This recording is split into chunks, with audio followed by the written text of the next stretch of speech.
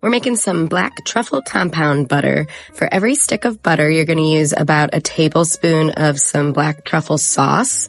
Then you're going to add in some fresh cracked pepper and some sea salt to taste. We're going to mash it all together, and this is going to be going into some saran wrap. I always kind of line it up like this and then use centrifugal force to really like force out the air, get a nice log basically.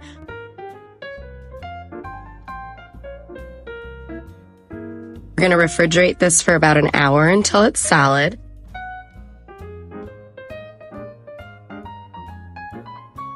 Then you can slice it and you can top it onto your steak or chicken. You can put it into pasta. You can use it for bread or veggies. Enjoy.